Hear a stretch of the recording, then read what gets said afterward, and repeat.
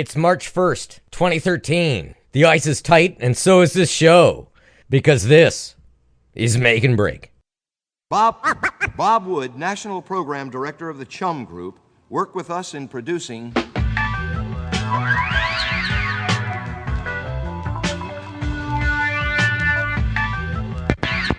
Hold up, before we get started... Guess who's coming? Guess who's coming? Guess who's coming?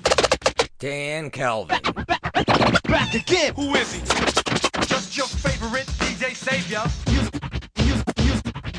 Using and confusing beats that you never heard. 1990. Put a smile on your face like ultra bright. You're just fessing, man. I don't even want to hear about it. You're listening to Make and Break Radio on RadioMackinac.org. Thanks for tuning in to Make and Break Radio, episode 104 for March 8th, 2013, on RadioMackinac.org. I'm your host, Daniel Calvin. With me in the Make and Break studio are some special guests. Joining me tonight are the monkey on my back, some closeted skeletons, and if I can get them drunk enough to not be mic shy, it's possible that I can get my wisdom teeth to share some inspired words. Stick with me, and I'll guarantee you'll get your money's worth out of this show. Sit back and be entertained. Computer use came into my life early. In the early 80s, Dad bought a TRS-80 and a black and white 11-inch television so that he could perform some kind of unknown household clerical tasks. Along with the matching silver and black cassette recorder, there was a huge book of code written in BASIC. I copied one character at a time, a program called Time Bomb, over a period of hours that resulted in an error on line 647 that could not be edited, at least as far as my 6-year-old brain could understand. My brother got it to work. He could always get cool stuff to do, that kind of thing, but instead I stuck to playing Megabug or coloring that old car on the color painting cartridge that those TRS-80s had. I played Carmen Sandiego and Oregon Trail in grade school and designed smiley faces and whatnot on Apple IIe's. H-line 47, 64. Vlin, Hlin, and plot, if you know what I mean.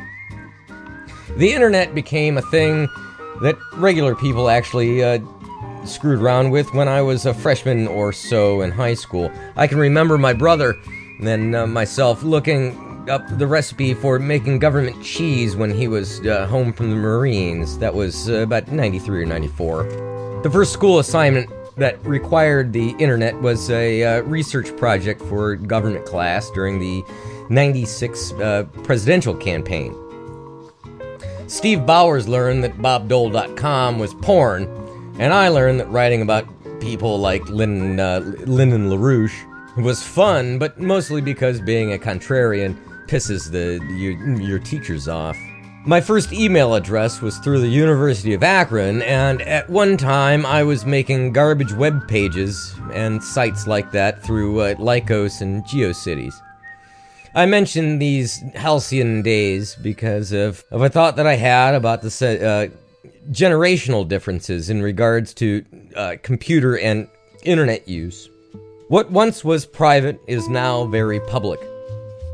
Those that once used the World Wide Web either gave it up for good after a confusing experience with talking into the mouse after your computer announced that you had mail, or they immersed themselves so deeply into it that they lost 14 phones into the toilet because they can't drop a deuce without checking out the stocks, the scores, the statuses, or the swimsuits.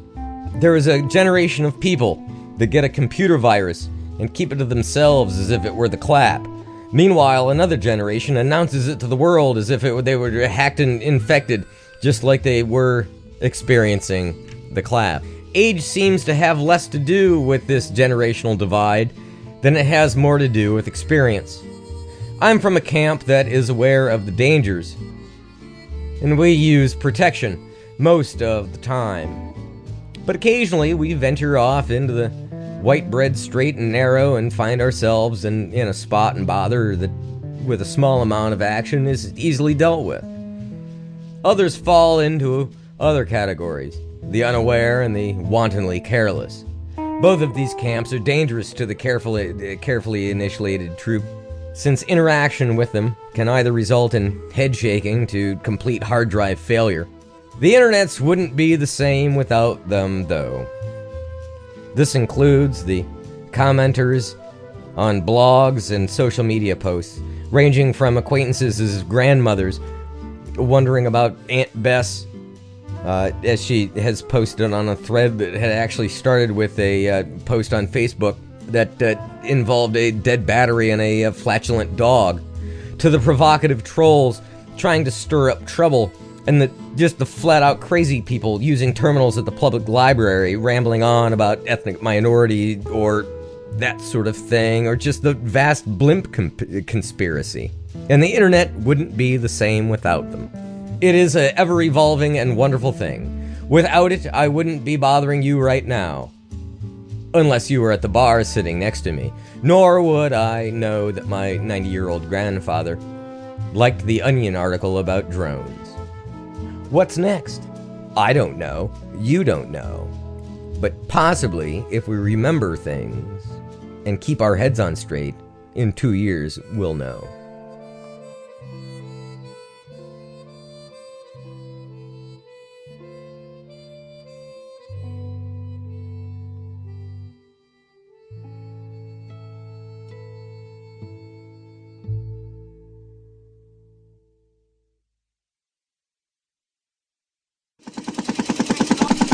Make and Break Radio with Dan Calvin.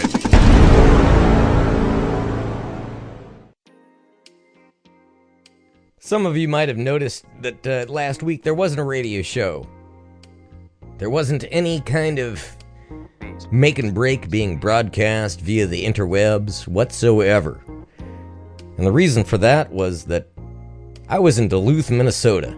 The reason for my being in Duluth, Minnesota was so that I could be with a good friend of mine, as well as looking at ships and trains. Ships and trains have this hold on me. There's something about the machinery there that is just absolutely phenomenal. While I was in town there, though, after seeing ships and trains, I made it a point go see a movie. I saw some movie about, I don't know, some kind of Twilight thing, werewolves and witches and people getting stabbed with stuff. I don't know. There was, I think Willem Dafoe was involved. No, he wasn't there. But that lady from the Shakespeare movies that I saw when I was in high school, she was there definitely. You know, the blonde with the fang teeth. Always does the Shakespeare. Yeah, she was there. Anyway, so in the previews, I'm watching this preview for a movie that said about Oz or something like that. This might be a great film. The animation might be great and the story might be awesome. The idea, I think, is that we're getting the pre-story for the Wizard of Oz.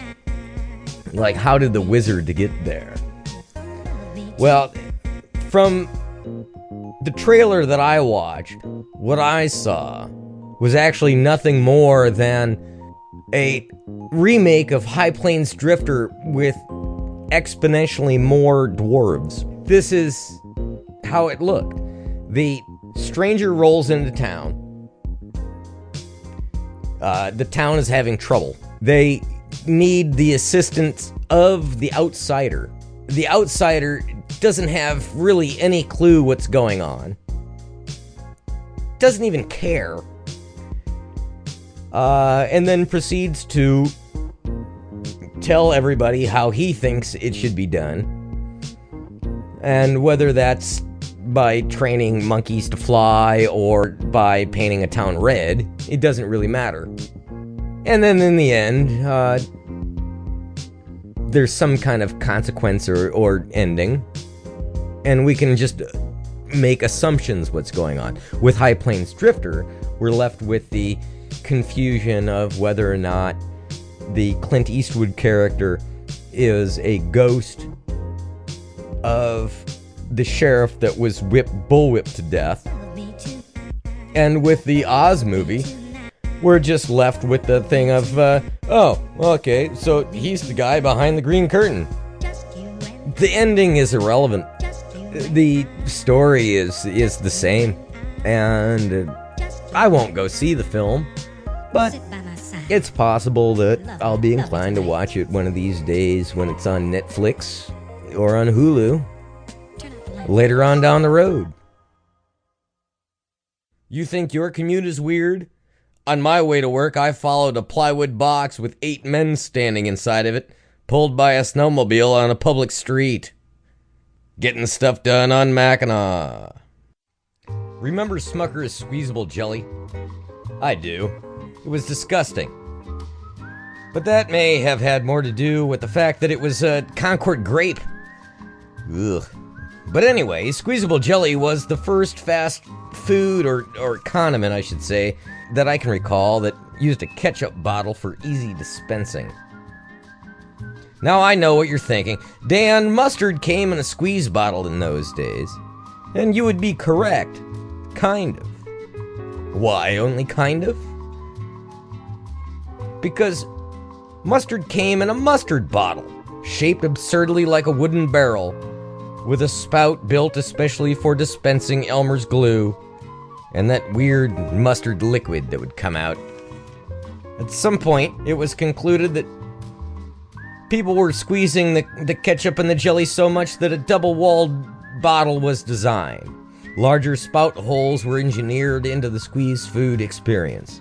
If you remove green ketchup from the discussion, Heinz has had some great ideas involving the squirting ease of ketchup. Take, for example, the large capped upside down topsy-turvy labeled bottle. It's a great idea. This is decent thinking. All of these, I understand, are improvements over the glass bottled condiments that were once sold. But I have experienced situations recently that are incredibly frustrating, considering that are caused by designs that are meant to make my life easier. Crap squeeze bottles and their lousy caps. Look, I realize that I may just be falling for a gimmick that only exists to inspire me to purchase a junk product, but I run into situations where the product I want is available only in a pile of junk container. The result? A mustard container that falls out of the fridge door, hits the ground, and breaks at the hinge. Now whenever I use the damn thing, I have to line up the little plug hole in the cap with the little plug hole in the lid. This creates an enormous inconvenience in my life, and this cannot be tolerated. I'd like to take the whole lid off and just use a knife. But the knife won't fit in the hole. But I'll get back to the whole knife issue later. The other problem is the unsavory separated liquids. As a kid with traditional squeeze bottles and glass bottles, the liquid rose to the top and was quickly dealt with by giving the bottle a few shakes, always making sure that a thumb was holding onto the lid. And thank you, Sylvia, for that tip, and also a great story. Moving on. But now I have an armory of upside-down squirt bottles that always seem to dispense liquid first, even if the ketchup, mustard, or mayo or whatever isn't shaken up first. How in the hell does that work? Does the liquid not separate and rise to the top? Does it separate and just somehow float outward in all directions like some kind of vinegar-based fission bomb? This is nonsense. My other issue is with the slotted dispensing port of the Hellmann's mayonnaise. Why bother with this fakery? Why are they trying to tell me that since my mayonnaise is ejected in a ribbon shape that I don't need to use a knife to spread the lubricating joy? This is nonsense as well. For full knifeless coverage, I would end up with a slice of bread with a layer of whipped egg and oil 3/16 of an inch thick. Sure, I'd be buying more mayo due to a massive amount of overconsumption, but man, would my desk be a mess. So that's where the whole knife issue comes in. Don't sell me a bill of goods implying that thanks to an easy peasy squeezy squirtlessness that I won't need a knife for a complete sandwich satisfaction. All of these dispensers sold with the promise of making my life easier fail. I still need a knife. I have to worry about breakage. I must still shake. The conclusion is that I'll stick with the glass jar of mustard, a jar of mayonnaise, and if they break, well, life sucks, and sometimes, but I won't be pissed off at the failed device created for the purpose of making life simple. I'll bust out the dustpan, scoop up the mess, and know that the fault was all mine. Then again, maybe I'll just put a rug down in front of my fridge and give those junk bottles a fighting chance. This has been Straight Talk Straits, and I'm Daniel Calvin, and I'm on Mackinac Island. You know, it has genuinely bent me out of shape this week that I cannot find my Steel Eye Span album, Below the Salt. I know that I have that. It's not a recording that I made from one of my father's albums. I possess this CD. I cannot find it. Yeah. It's upsetting. I've made do with the Incredible String Band, and that's kind of close. But there's something about that overdriven bass guitar and what's-her-face howling away in the most beautiful way she can. Yeah, you know, what's-her-face from Steel Eye Span. Oh, everybody loves her.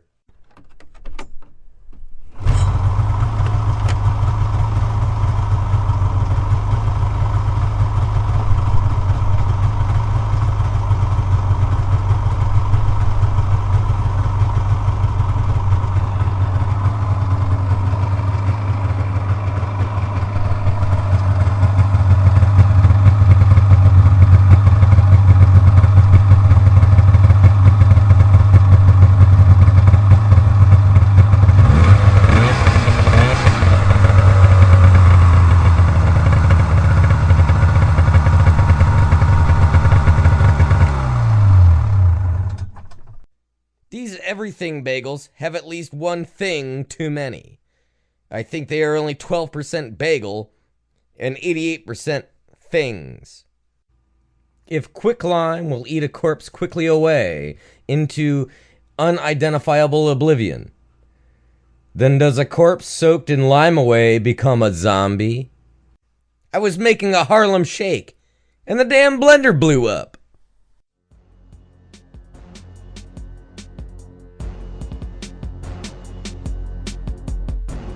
I've been confused lately. If peer pressure should be a genuine influence on my life, then according to half of the posts on Facebook I see, then I should be inspired to exercise like a mad person. Crossfitting, marathoning, triathloning, yoga-ing, and running. Apparently, even after it hurts and or people try to break my will to do such activities. But wait, perhaps the other half of them, who I should follow, grammar be damned. They are the liver killers and the professional boozers. It's a fascinating thing. It's either one or the other. I think I'll just stick to what I know.